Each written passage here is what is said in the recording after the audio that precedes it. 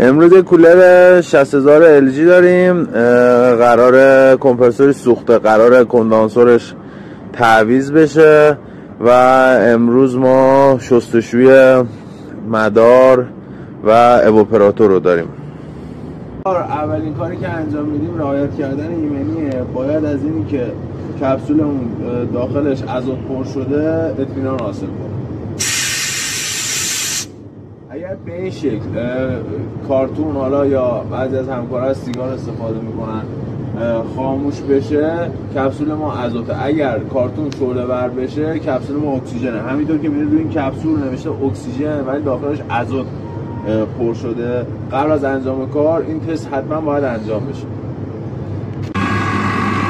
همینطور که مشاهده میکنید کمپرسور از لحاظ الکتریکی معیوب نیست و لحاظ مکانیکی معیوبه و اینی که نمیتونه مبرد ما رو داخل سیکل سیرکوله کنه.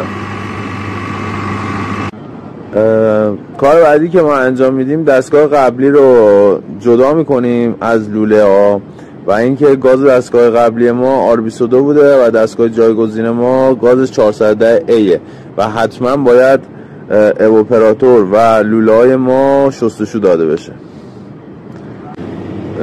برای شستن لوله ها و اواپراتور به این شکل عمل میکنیم که کپسول ازوتمون رو وصل میکنیم به مخزن فلشینگ و مخزن فلشینگ هم وصل میکنیم به لوله ها و بهتره به گیج وصل نکنید.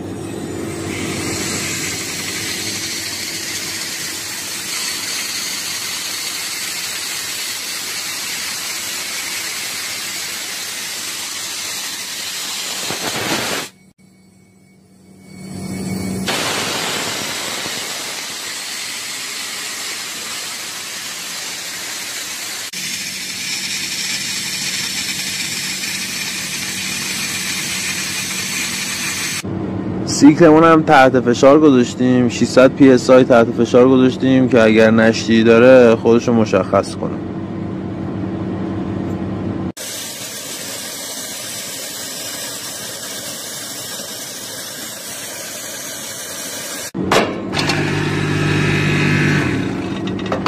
کولرهایی که وزنشون زیاده میتونید کمپرسور رو جدا کنید از قسمت کندانسور که وزن دستگاه کمتر بشه و قابل حمل باشه.